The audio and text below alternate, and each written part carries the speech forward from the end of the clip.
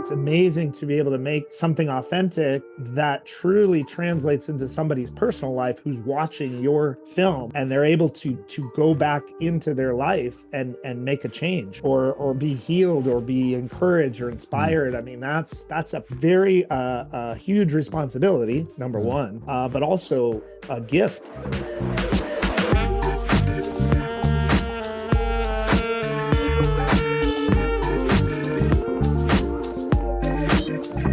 This is the Act One podcast. I'm your host, James Duke. Thanks for listening.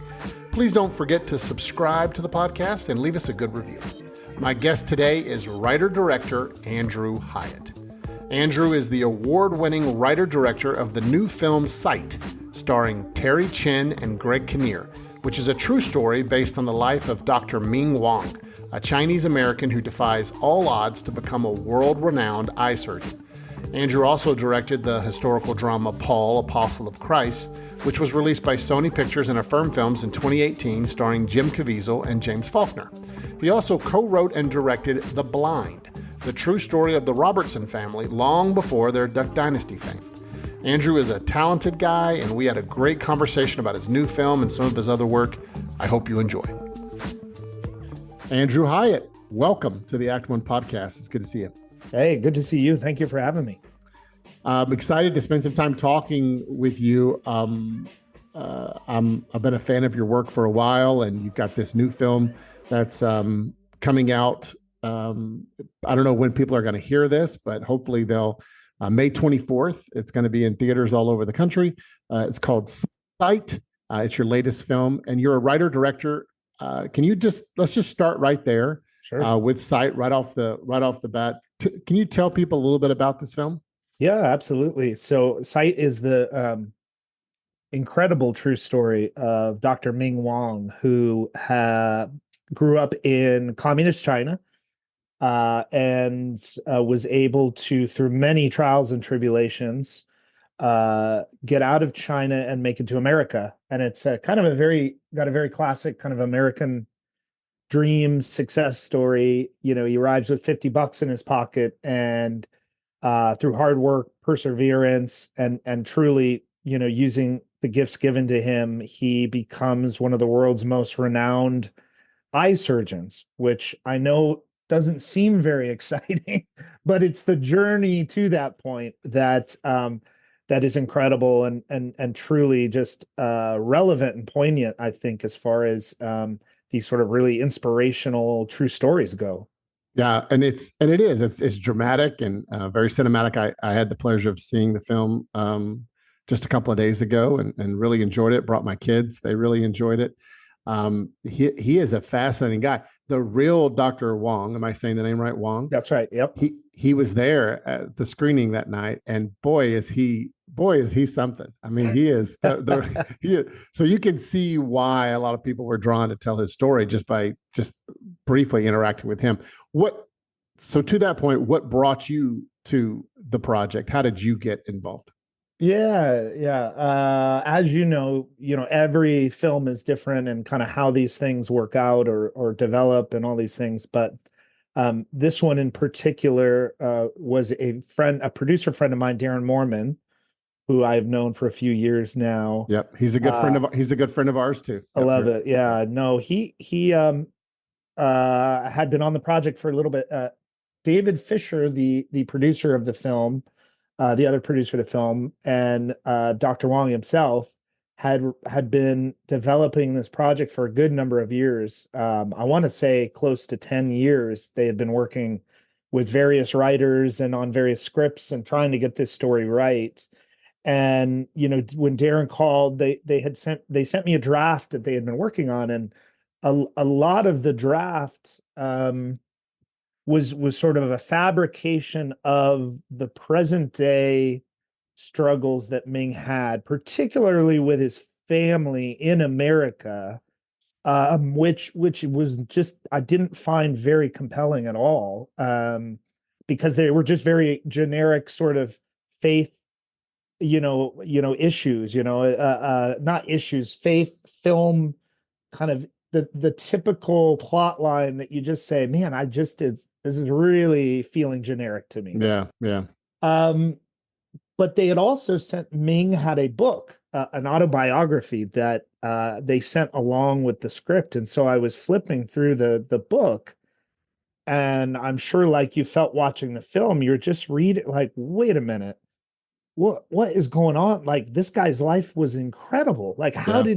how did he survive? Like, oh, like so many things start coming into your mind. And so I went back to David and Ming and suggested maybe relooking at the script, which was a very, I didn't realize probably how bold and maybe potentially dangerous that was after 10 years of them working on this project. To suggest to go back to square one, I'm sure came with quite a sticker shock of like, what is this guy talking about? But I think, a week or so later, I got a call and they had some follow-up questions and just said, I mean, do you really think we can pull this off? It's not a huge budget film. We're sub $10 million. And to go back into a period piece set in China for, 40, 50% of the film, it was just a lot of questions they had.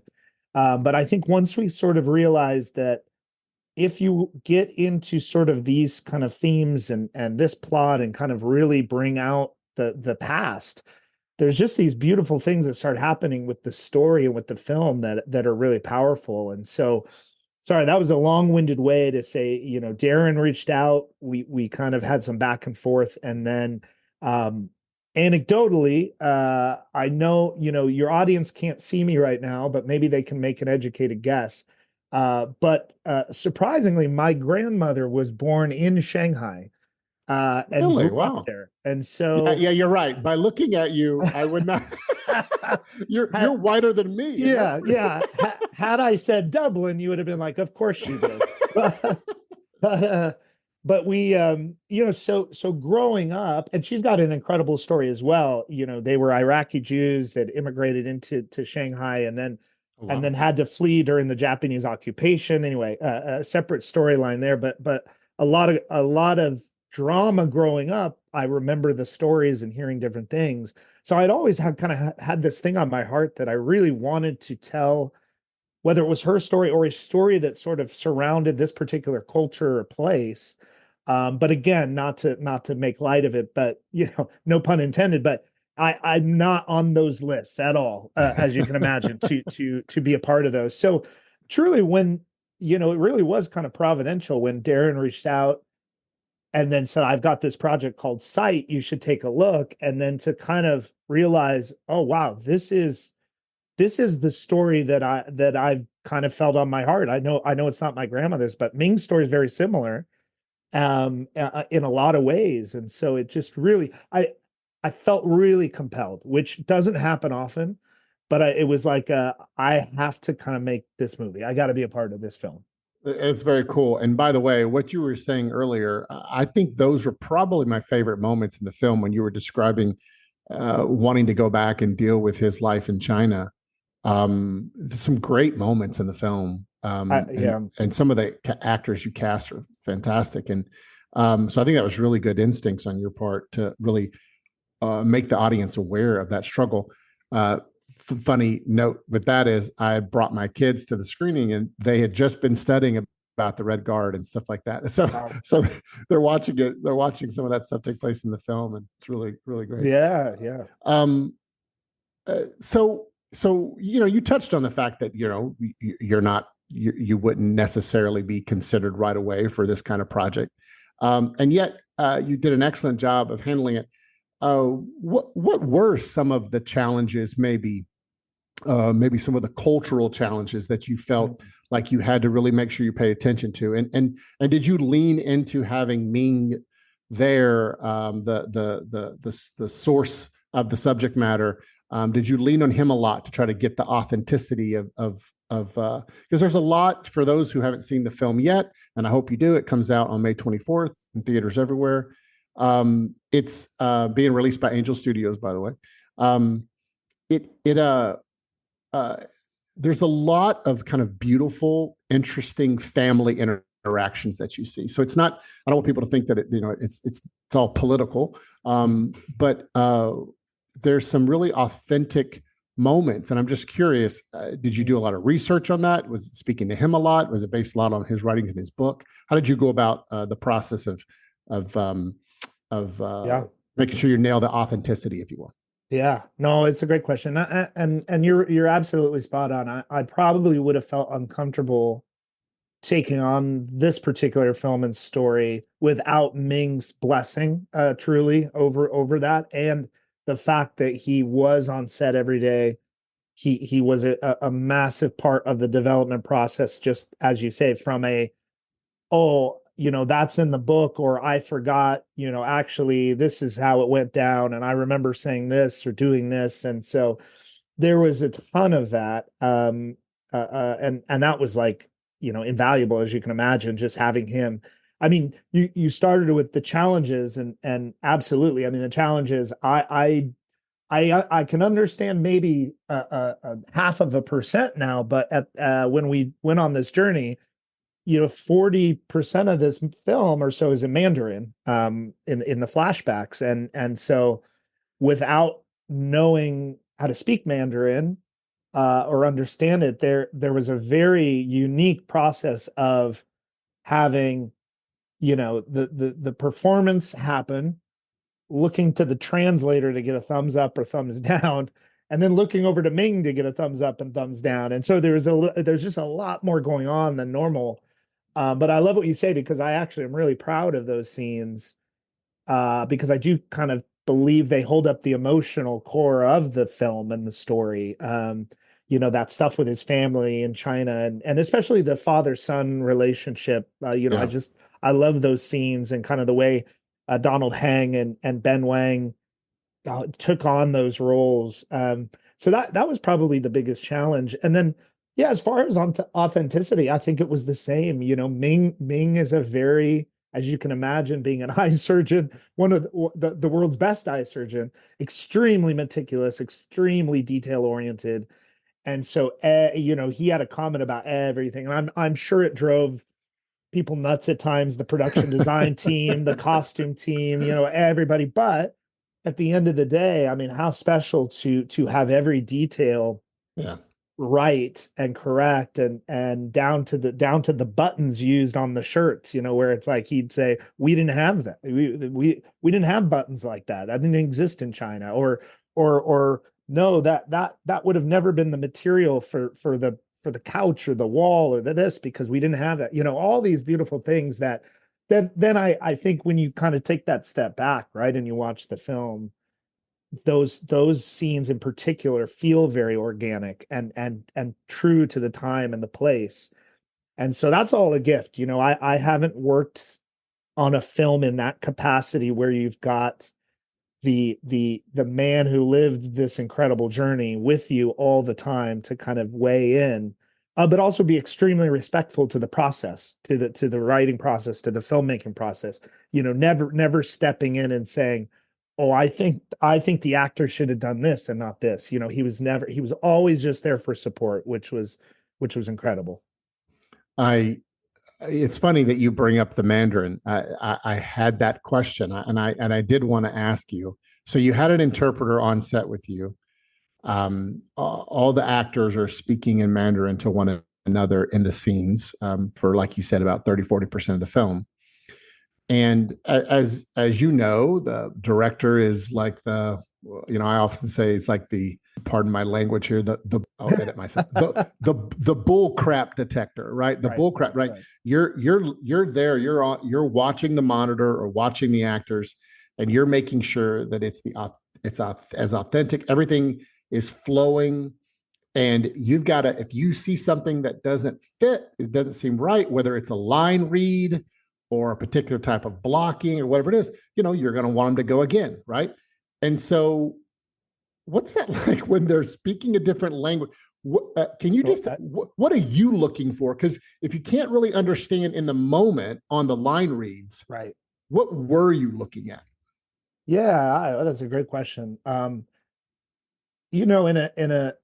In a bizarre way, I almost feel like putting the language and the dialogue aside a little bit, allowed me to probably focus a lot more on the emotional the reactions and the performance in a way that I'm not sure that I would have ever done, having because it's kind of two sides of your brain, right? Like as I'm sure a lot of young filmmakers are listening and doing things and trying things out. It's you have half your brain kind of making sure, which is just part of the process. Like, did we get it all right? Did we get it? Did we get the lines Yeah, right? It's yeah. just a very simple, practical thing. Did the delivery get the lines, or if they missed a line, does it matter? All these things going through your head, but then you've got on the other side of your brain, you're like, do I care? Do I care?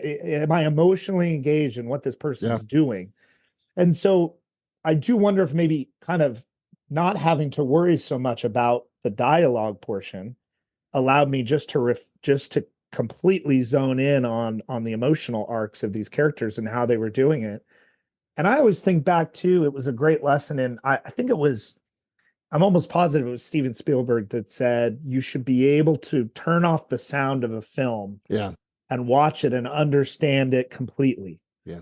And so it's a little bit of that too, as well. Like, kind of like, okay, if I were to just mute this right now, do I still kind of understand what these people are talking to each other about and their Yeah. emotional back and forth, and where is it going? And even though I may not understand, like, okay, are they talking about school or life or being a doctor or this, you totally get the dynamic, right? You say, well, I get it's a father talking to a son and he's upset and he's reacting, and that, okay.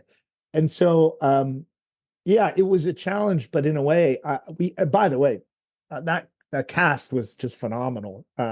Yeah, they did a And great job. Really, they did. yeah, they really nailed it, and especially to do it in a foreign language. And while most of them are fluent, it's not particularly anymore their primary language.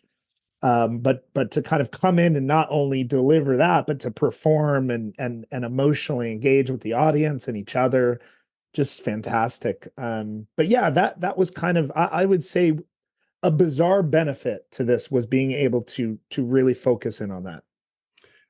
The entire cast is great, but I want to point out, and sorry, I'm trying to find his name. The actor who played Ming as a high school, college age. Yeah, Ben Wang. Yeah, Ben. yeah, Wonderful performance by him. And you were talking about directing those Mandarin scenes. The father son stuff is great, but as you know, so much of performance is in the eyes, and just so much wonderful subtlety in his performance. I particularly found because he's going through for those who are going to see the film, I haven't seen, I don't want to give anything away, but he goes through quite an arc from literally one country to the next, and there's unique challenges that he faces, and to see he grows, and that's what's really neat is he actually grows not only in years. The same actor kind of playing that age gap, or not age difference, I should say, but emotionally, what's going on? Can you talk a little bit about that, like just the casting process of him, and of course Terry, and of course Greg Kinnear and all the others? Yeah. No, I love that you noticed that about Ben. I think he's fantastic, and it was awesome, to uncover him. Because of the circumstances of the casting, the pool was very narrow as far as can speak Mandarin. Obviously, there's a certain look, on and on and on, age. And so to kind of uncover Ben, he's a kid out of New York, and the ages. But to be clear, he plays Ming from what age to what age? Tell everybody. So it's like you got to find an actor who can play both younger. Right. Probably 14 to 20 something, probably. Yeah. So he starts very young, and then all of a sudden he gets older. And you're just like, wow, well done. Yeah. And we had phenomenal casting directors, Kelly Roy, Morgan Robbins, Annie McCarthy. So I would definitely mention them because they did an incredible job kind of finding these hidden gems out there. But Ben's great. Ben, by the way, and I can say because the news is out, but Ben is the next Karate Kid. He's filming with Jackie Chan right now. Oh, that's fantastic. That's awesome. So he's doing awesome. And Yeah, good for him. but to go back to your point, that is something that I'm very conscientious of in the casting process of, can these actors, can they communicate with subtlety? Can they not say anything and be able to emotionally connect with the audience, and even take you through a little journey? Like you said, there's an emotional maturity that happens with Ben throughout the film, obviously because of the circumstances, but very little is said to that. There's no dialogue about him talking about any of that, right? But it is something on his face, something he brings to the character and to the way he kind of just his whole being. He totally gets where he was at as a kid and where he is at, after the government steps in and ends all this stuff. He's seen a lot of things, a lot of terrible things, and been through a lot. I'm a huge fan of that kind of filmmaking. I think if there's a way you can communicate something without dialogue, I mean, go for it, because emotionally, I love those subtleties. Like you said, it's with the eyes, or just a little change in the face that you can get across so much on screen. Yeah. You're a lot of your films, you're credited as both writer and director. So you obviously get to spend a lot of time with the script before you're on set shooting. With Sight, what were maybe some of the challenges or kind of interesting things you discovered when you got a hold of the script and started working on it, that maybe did you end up leaving? Well, by the time you got to set and were filming, you were like, you know what? I loved this scene in the writing process, but it's out. Either I don't have time for it, or I don't need it anymore, or I can collapse it into one moment. Can you walk us through a little bit of the creative side of being a writer director, and both the pros and cons of it? Yeah, yeah. Well, I'll start. I mean, these are great, especially for filmmakers listening, younger filmmakers, emerging filmmakers. I would say, to start with the pros of being able to write and direct, and why I really enjoy it is, I think it just gives you that added benefit of, while writing, you're already thinking of, how am I going to pull this off, right? And sort of what we just said, there's moments where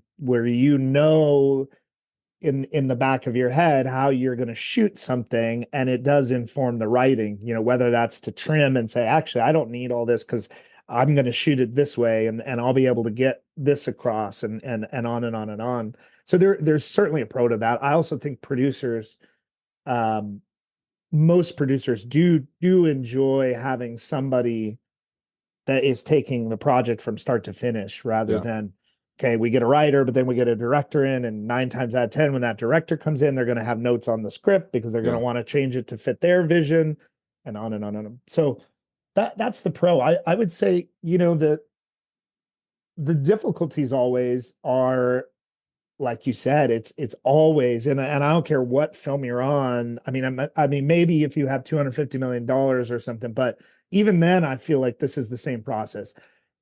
It truly is just time and money. Yeah.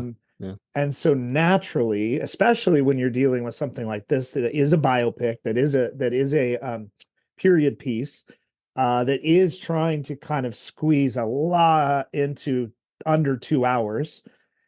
Inevitably, yeah, you just have to start kind of prioritizing things.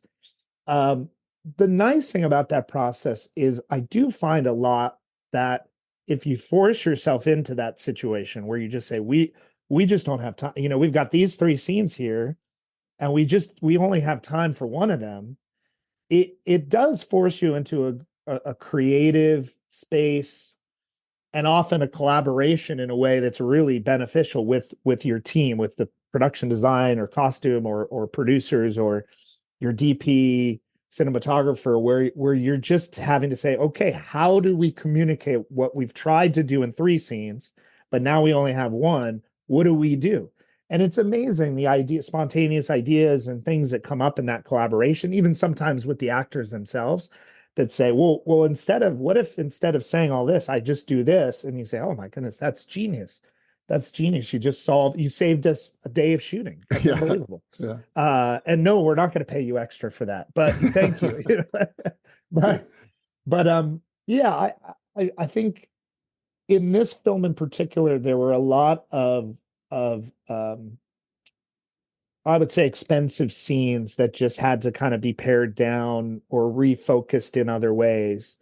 But I don't feel like anything we left, if I think about it, and it won't make sense to anyone that hasn't seen the film yet, but we did have probably 3 or 4 more Lily moments, Okay. Mm-hmm. particularly in the present day stuff. Okay. That we just felt like I think the audience gets it by now. We've done this, we've used this trope 3 times now, and you get it. You don't need to see 3 more of those.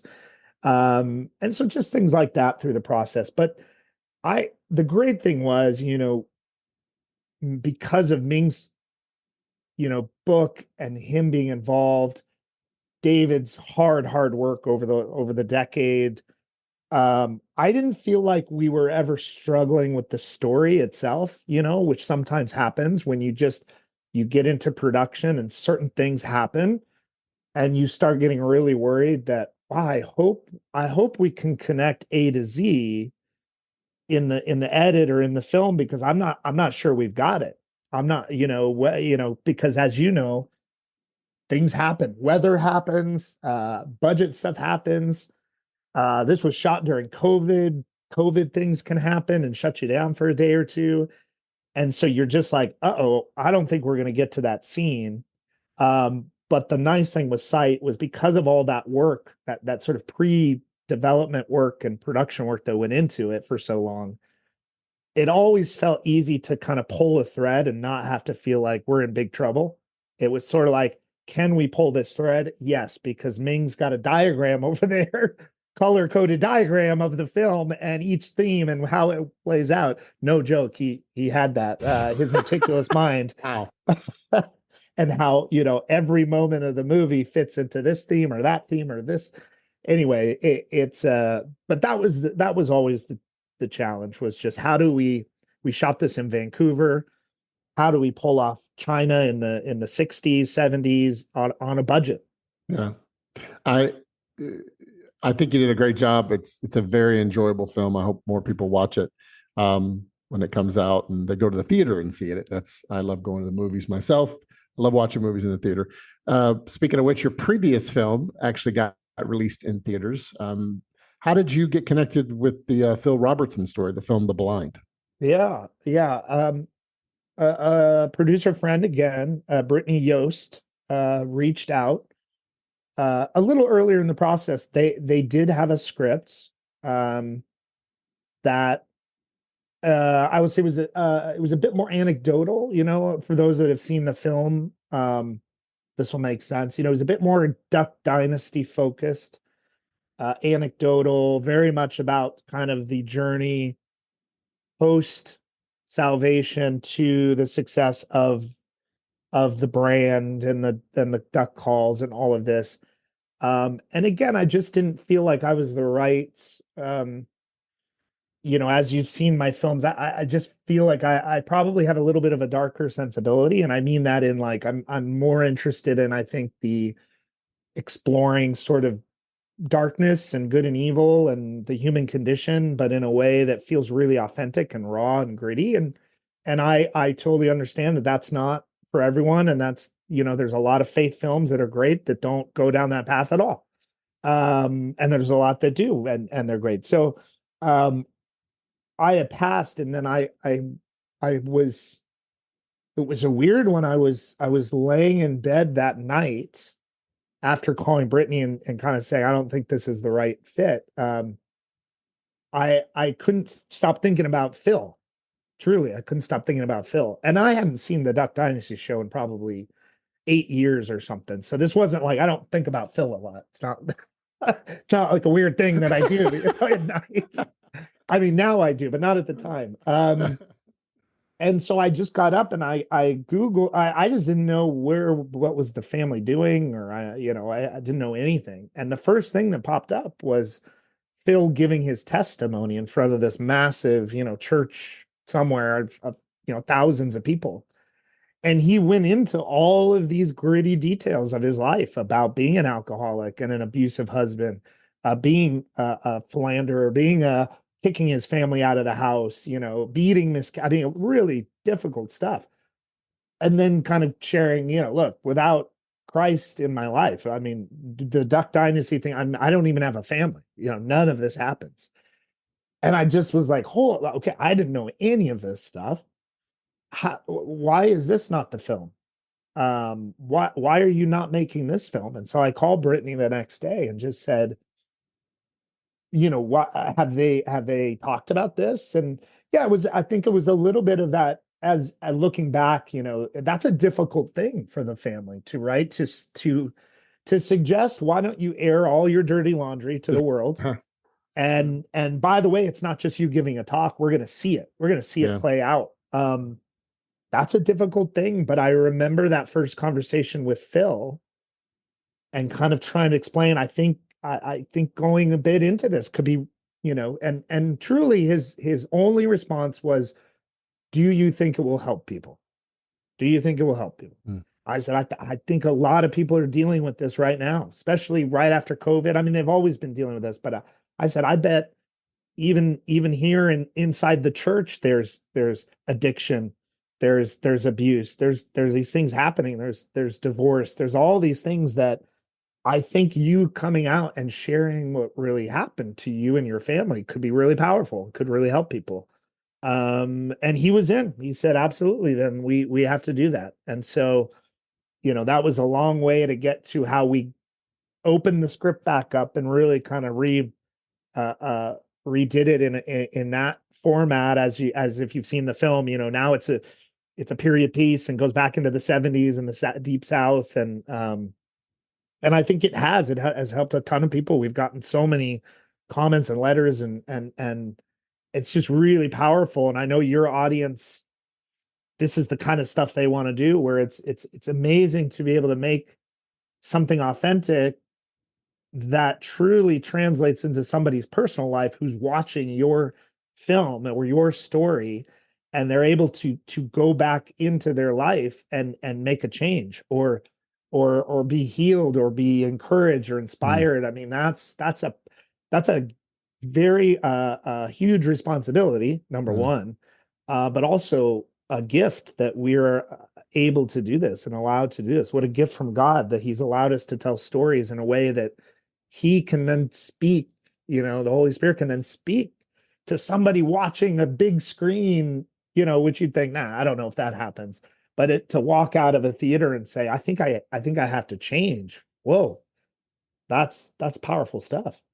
What are the challenges for you as a dramatist, as a storyteller, in telling a true story, especially someone that you can interact? Like, you're kind of unique in that some people tell biopics of people who've maybe already passed on or whatever. Both Sight and The Blind are two examples where you have the man sitting next to you. Right. Right. And so I think probably everyone who's listening to this has probably heard the term, when filmmakers and storytellers take dramatic license. There are times when we want to tell the truth, but we want to do it in a cinematic way, or maybe a quote unquote more interesting way because real life is sometimes very boring.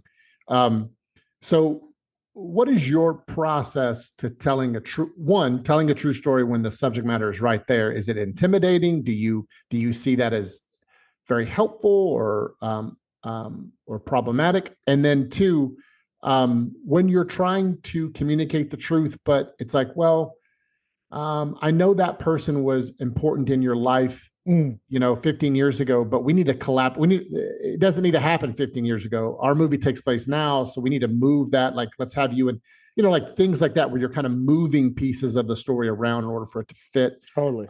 Kind of what's your view on that creatively, and what's your process? Yeah. No, I think in answer to your first question, there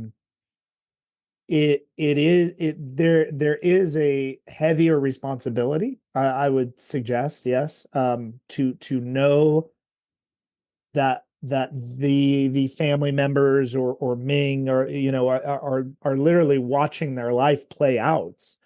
And I know I've talked to all the actors in both films, and they all felt the same. There was a bit of an added weight and responsibility to getting it right, because you do want to do them honor, and you do want to do something that they feel very proud of, even though that might not be the right word when you watch The Blind, because you're like, I don't think he feels proud of this, but you want to do it justice so that when people start to respond, they say, whoa, okay, I guess this really was powerful.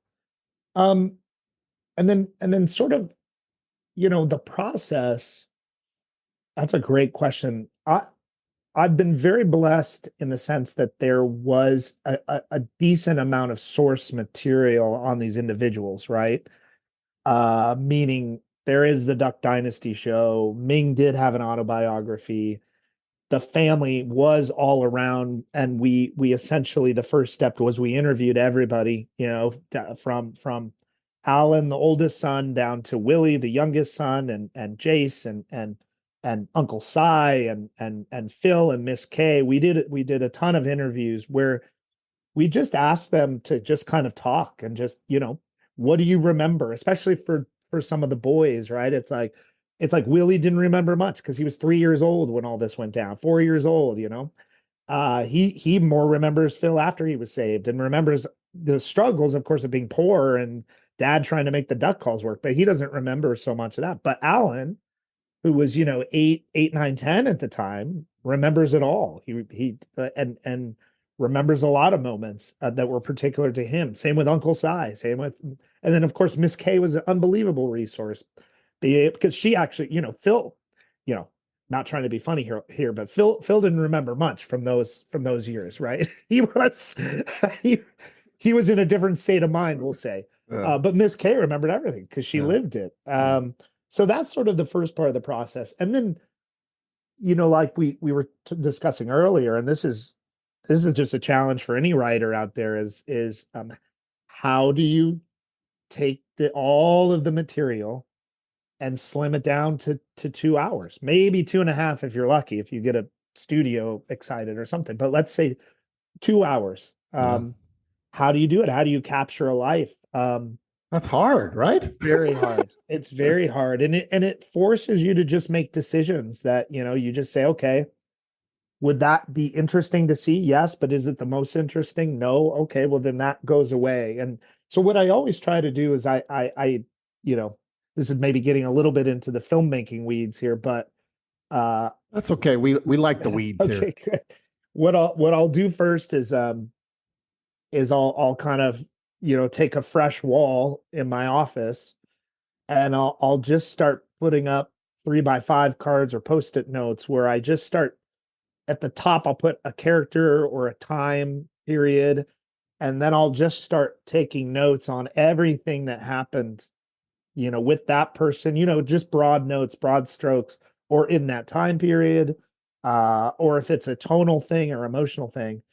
And then I kind of just don't think about the script yet, because that's where for me personally, I start to get a little confused with, if I just start writing and then I say, oh, wait, that happened over here, so now I got to think about that.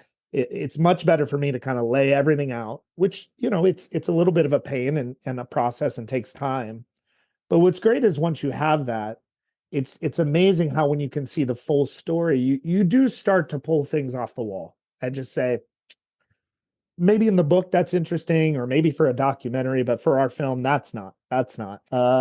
Okay, maybe I'll put that in the maybe pile here. And then, if I need something here. And then what you're kind of left with is you start to see a pattern of, okay, I'm getting the tone of the film now, right? Because, if you think Duck Dynasty, there is a version of that's much more lighthearted in a comedy. Yeah, yeah. But when I've got on my wall, okay, this happened to Miss K. Phil goes to jail. Phil gets arrested. Phil, you're like, okay, I'm getting the tone of the film. Yeah. This is a grittier film. And then you just kind of start to think, okay, if I've only got 90 minutes, 2 hours, where do I want to start? How do I want to do this? I found obviously, if you've seen my films, an effective way. I'm not, could be a crutch. I'm happy to take, critical feedback on these, but flashbacks and jumping around time Yeah. periods is, Yeah. I just find it really helpful because it allows you that flexibility to you can jump back to young Phil, and then basically you kind of have carte blanche where when I bring the audience back to the present, I can skip things and the audience doesn't get bumped, right? They Right. just say, okay, we're back to the Right. present and this is happening now. Oh, Right. okay. Rather than trying to, oh my goodness, how do we go from A to Z in a person's life? And we did the same on Paul Apostle of Christ. We did the same on Sight. Mm-hmm. And I find that a very good tool, for people tackling biopics. I don't know that I've written one yet that has an A to Z kind of storyline. I could totally see how it's done. But I found focusing more on a certain moment of somebody's life and then allowing yourself that flexibility to jump without confusing the audience, jump to different periods of their life in the past or, and it's helpful. Are you an emotional person? I'm curious when you're working on a project. So let's say whether you're in the writing phase or even you're on set directing No. and you're watching a scene, play out on the monitor. Do you get emotional? Do you get moved? Is that what you're looking for? Are you looking to be moved emotionally? And is that something that is very common when you're working, or does it happen rarely? And so you're like, oh, that's the thing I'm searching for. That's the thing I'm chasing after. Yeah, I love that question. I am probably too emotional. Yes, I cry at the drop of a hat and get, don't keep me up late and put on, certain songs and music. I'll be lost in the. But yes, I would say for me personally, it's a litmus test of, I feel like if I'm not getting emotional on set, watching through the monitor or watching the performance, then I'm not sure how I expect the audience to. And you're right, it doesn't happen every time. And so sometimes I start thinking in the back of my mind of like, okay, how are we going to cut this in an interesting way? Or how are we, okay, maybe music can make music can come in and sweep this and make it great. But yeah, I do. That is sort of a great litmus test when I am sitting back there. Yeah, and it doesn't happen every time, but I would say a fair bit amount where it just gives you that feeling like we got it. We nailed it. And truly, if we put it out there and it is the audience doesn't respond and aren't emotional, it is a little bit like, well, I'm not quite sure what else I could have done, right? Right. It moved me. I hope it moves you, that kind of thing. And it's that gut feeling you just kind of go with of like, wow, I'm tearing up while this is happening. And I think the audience will too. So yeah, for me, it's a litmus test. And I've been really blessed. I mean, I've worked with some incredible talent Mm-hmm. on all of these films. And so sometimes I just sit there in awe that they can do that. Without all the bells and whistles. It's not like we're playing music over the scene already, and James Faulkner is giving some speech, and you're like, oh yeah, this is epic. Like I love it. Like you're just watching this guy with, dozens upon dozens of people standing around him, all silent, holding things, doing things, staring at him, and he's able to do that. And you're like, wow, okay, well, yeah, done. We got it. Wow. I want to segue into you. So you've done, they're not sword and sandal films, biblical films. So maybe minus the sword, sandal films, sandal pictures. I don't know, but they're not necessarily drawn from specific biblical stories. And I also know that one was like a real kind of micro budget, and then one was a little bit of a larger budget. I'm talking about Full of Grace and Paul Apostle of Christ. Both in their own right, really wonderful films, by the way. Can can you talk a little bit about the challenge of, well, one, tell people a little bit about both films, but um, Full of Grace, you know, very small budget. It was like just a crew of filmmakers going. Justin Bell, you know, Yeah. longtime Yeah. act winner, teach. Um, so so that say, and then all of a sudden you get the call for Paul the Apostle of Christ, you know, a little bit bigger budget or whatever. What's some of the challenges you faced on one versus the other? You know, a lot of times more money just means more problems. But Yeah. can you give some advice on people who are making maybe, you know, can you still make a film? Can you still make a feature film for $100,000? Right. For instance, you know, is that Yep. something that somebody on this listening to this podcast, if they think they can do it, should they do it? And if so, how? And then when you transitioned into making bigger films, what are some new maybe challenges you discovered? Sure. Sure.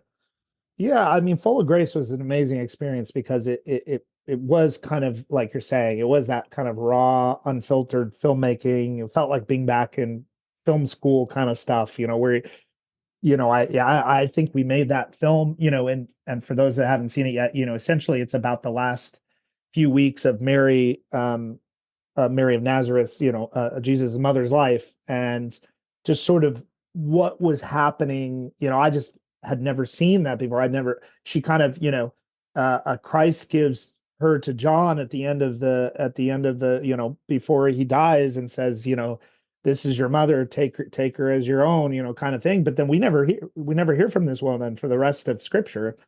And I felt like, oh, I can't imagine that was true, that she disappeared up into the caves and was never seen again. She would have absolutely been influential for these men who were trying to do these, you know, unprecedented things, you know, Peter and Simon and John. And so I wanted to, you know, we shot that in 10 days in LA, up in like Wow. Malibu Canyon and Griffith Park. You know, That's we hard, by the way, just for people who have never shot a film to shoot in 10 days. So you're shooting, geez, what are you shooting? 20 pages a day? Like, we what are were you? just jamming. Yeah, we were Wow. jamming. I do feel like the script was only about 60 some pages, and then we knew that a large element, and again, sorry for those who haven't seen it yet, but we knew a large element of it was going to be more in that Terrence Malick-y kind of, you know, a lot of visuals, a lot of kind of just Mood and tone. exploring Yeah. mood Yeah. and tone. Yes, Yeah. that's a great Yeah. way to put it. Yeah. Um,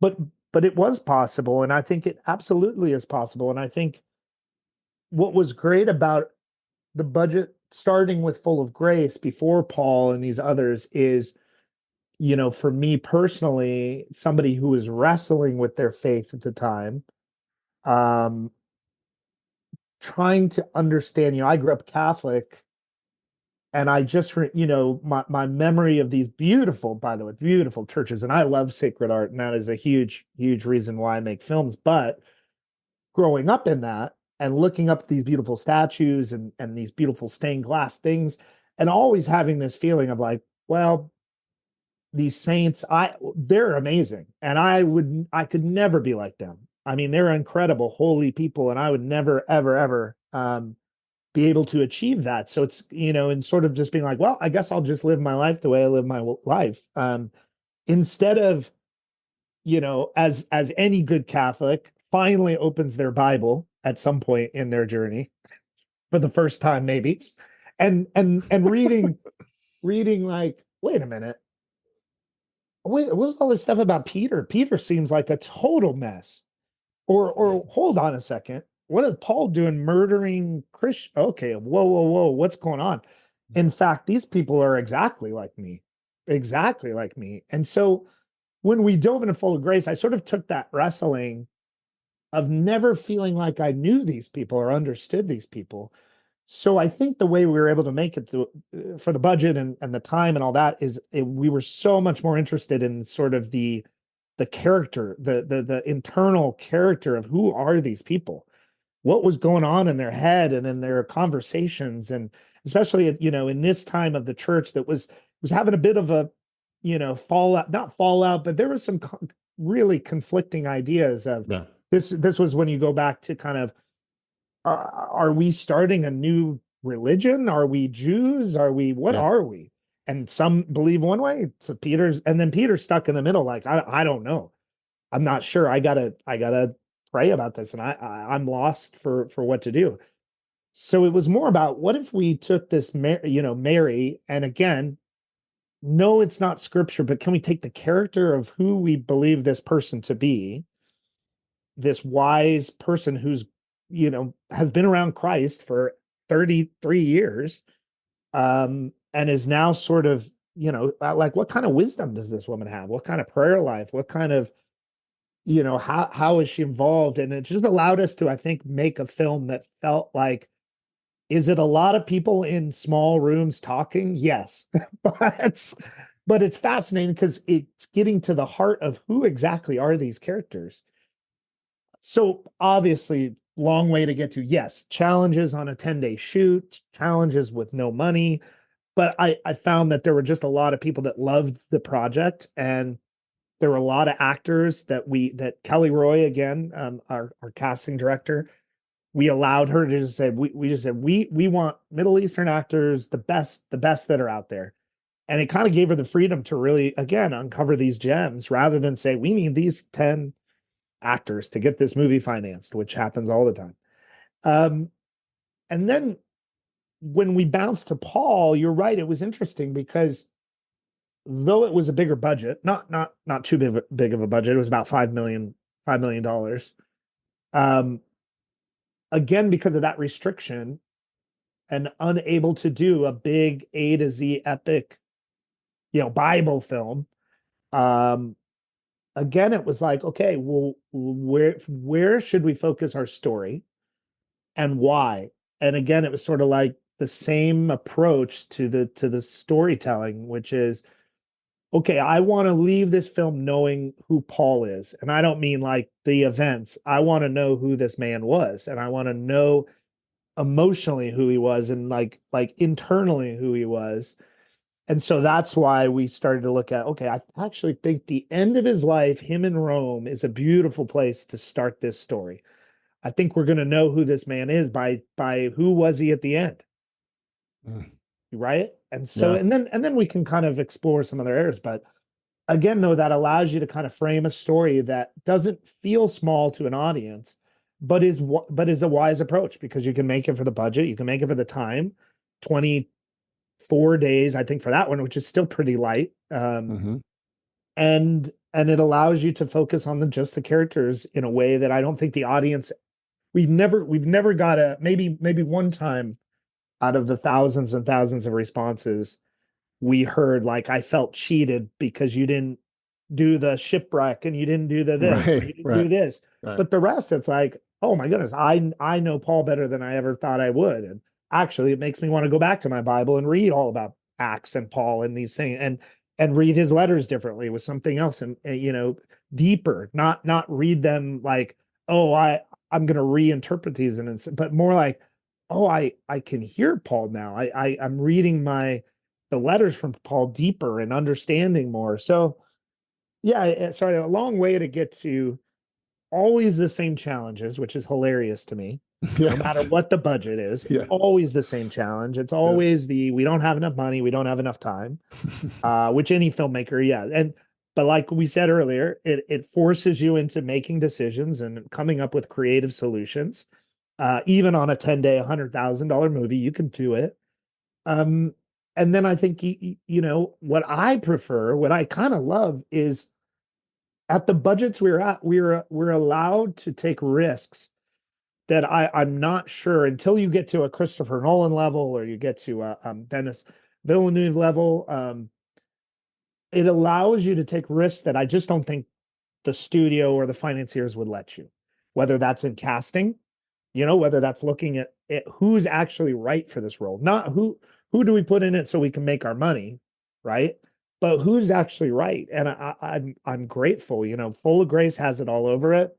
But I think if even Paul, on a $20-30 million budget, do they let me cast James Faulkner and Joanne Whaley and John Lynch, who are incredible in the film? I don't think so. I think there's a list somewhere and you stick to it. But I don't think the movie would have been remotely as interesting and fantastic without them. And same with Sight, to be able to look for these younger actors, like you say, Don Heng and Ben Wang and even Terry Chen, does that happen on a $30 million movie? I don't think so. So I guess all of this is to say that the challenges as a filmmaker, I think the more you dig into them, become actually kind of your secret weapon, and they become something that if you don't get discouraged but allow yourself to really explore creatively, I actually do believe what comes out of those, you'll have a better project, you'll have a better film, you'll have a better script,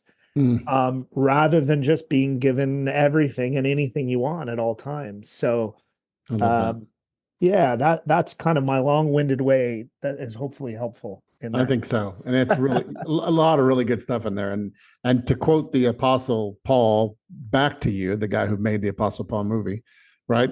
He says, I can do all things through Christ, which strengthens me, which is one of the most misquoted scriptures. It's up in like Christian school gymnasiums, like it means I can hit the free throw. And that's not what it means. Right. What he's talking about there is contentment, right? And I think what you're saying is, as a filmmaker, can you use what you're given, be content with what you have, to be creative and make it work? That's right. And that is the challenge. That is the art of film. That's the artistic craft part of the filmmaking. Is I'm going to take what I was given, and I wasn't given this thing, I was given this other thing, and I'm going to make it work. And I think you do. And whether it's, yeah, I love that. I agree. I would add one thing too, and I would only say it probably to this audience or sparsely in certain circles, but I just want to encourage that the power of prayer and really sitting with these stories and with these ideas that you might have, and especially if you're doing something that does have a deep sort of faith component, or any story that has a human component to it. I have found that is, again, you talk about kind of secret weapons, or when the magic really happens, is not getting overly burdened, as you say, kind of feeling content and feeling light, and not getting overly burdened with the responsibility of, how am I going to tell this story? How are we going to shoot this? How are we going to do this? It's just taking those moments and saying, all right, Lord God, what do you want to do with this? Because, as you know, we make these films, and they don't come out for at least a year, maybe often longer, right? Yep. And so when I'm sitting down and I'm tackling a story, there's no, I can say what's going on in the world today as I'm sitting here writing, what's sort of the zeitgeist of right now, and I can certainly write that. But the truth is, 2 years from now, 3 years from now, it's probably not going to be the same. Nope. Obviously, there's some themes and stuff that are eternal and always evergreen and all that. But truly, like, I don't know where the world's going to be in 3 years, but I'll tell you who does. God absolutely does. And so being able to say, all right, I'm diving into a script, I'm diving into a story, I'm diving into this film. Lord, I don't know what's going to be going on in the world 2-3 years from now, but you do. And so give me that wisdom. What am I supposed to be talking about or writing about, or what's this dialogue here that I'm stuck on? And it's amazing, and it's as simple as, I'm stuck on a bit of dialogue, or I'm stuck on a scene, and I say, you know what I got to do? I just got to go for a walk, and I got to pray. And then it's amazing. 9 times out of 10, I'll come back and say, oh, that's it. Yeah, that's right. So, create that space, right? Create that space. All creatives need space, right? Space in your mind, mentally, space on a page, to doodle, to, whatever. But I love that advice. Just create space, just to think, just to process. And that's really good. This has been a great conversation. Let me get you out of here with this. A lot of young aspiring filmmakers, emerging filmmakers are listening to this podcast. What's your advice to them? They're thinking, I want to be a director, I want to be a writer. What should they be doing right now? What should they be focusing on right now that will prepare them to eventually have a career as a writer or director in the industry? I think there's some just practical, there's obviously practical things that I'm sure everybody says of if you want to be a writer, write, if you want to direct, even if that's getting, on your iPhone and a couple actor buddies together and just starting to experience what the dynamics and the process is like and even if you even enjoy it as much as you thought you would enjoy, being a writer is very tough. I mean, it's a lot of hours by yourself in a room, without support, that's very different, and then directing comes with a ton of other responsibilities and kind of not burdens, that's the wrong word, but responsibilities, we're pressure. That's what I was going we're there's a lot of people looking at you to make decisions all day long. So even just getting used to that, is great. And that's kind of the practical side. On more of a deeper sort of theory side or whatever you want to call it, of just like asking the why, like why do I want to tell stories? What is it in me that I need to share with the world, right? Whether you're writing it or directing it, it's like, why do you feel called to this? Because it's a very difficult, very long journey in this industry to do anything. And so you really have to commit in a way that is total commitment, where you just feel like, I don't think I could do anything else. I think I have to be a storyteller. And I think once you've done that, what I tell, especially film students and screenwriting students, is my best work has come out of personal experiences. Full of Grace and Paul came out of wrestling with my faith on a deep, deep level. And I think that a lot of younger filmmakers have not yet gone and experienced things in the world. And I'm not saying go to a pub and get drunk so you can feel like that. No, absolutely not. But you should travel. Yes. You should go see other cultures. You should go see the world. You should listen in unique places to other people's conversations, not in a creepy way, but in a like training your ear to be like, whoa, I just heard how a real fight goes between two people. I just learned, I think that person just proposed to his girlfriend and she said no. Whoa, okay. And you know what I mean? And you just start to view the world in a certain way.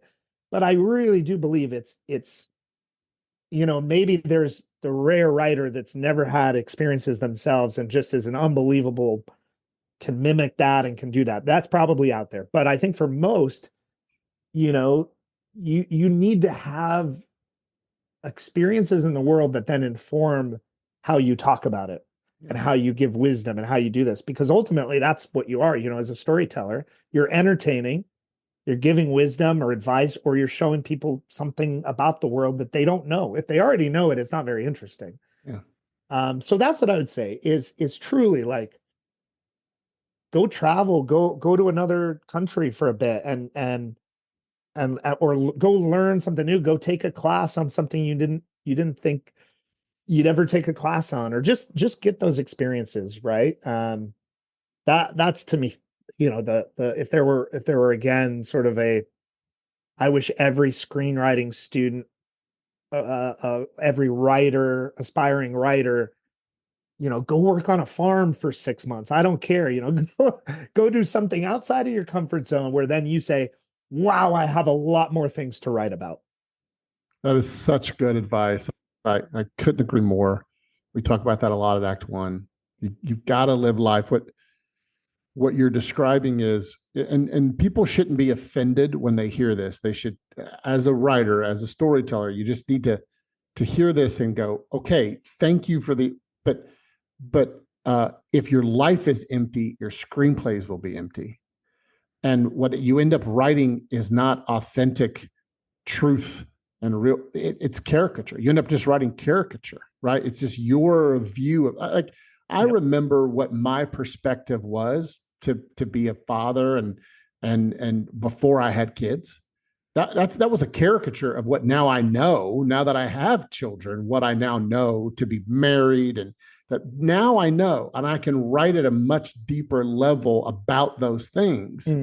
So don't be offended if you sit down and you realize, oh, my script feels empty because maybe my life, that's what we're telling you. Go fill your life. Go fill it up like that. Don't be offended by it. Take it as a challenge to go live life.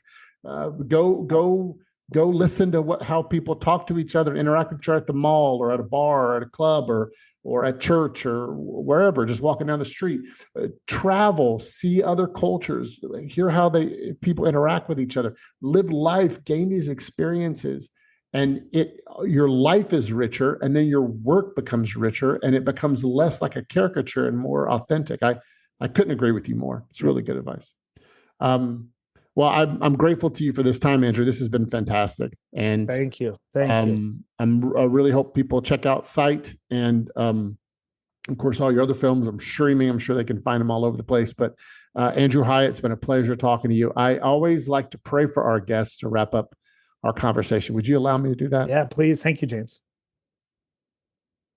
Heavenly Father, we just want to stop and thank you for Andrew. Thank you for what you're doing in his life, what you continue to do in his life, and what you do through his work. And God, we just pray a blessing upon the film Sight, that the people that you want to see it sees it. And God, we thank you for all of Andrew's hard work on the project, on all the films he's done. God, we pray a blessing upon him, his work, blessing upon his family, his relationships.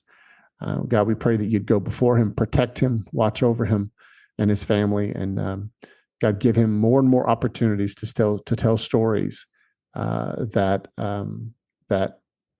create those moments, those emotional moments that he was talking about, and God, that they would resonate deeply with his audience. And we thank you for this time, and we pray these blessings in Jesus' name, and on your promises we stand. Amen. Thank you for listening to the Act One podcast, celebrating over 20 years as the premier training program for Christians in Hollywood.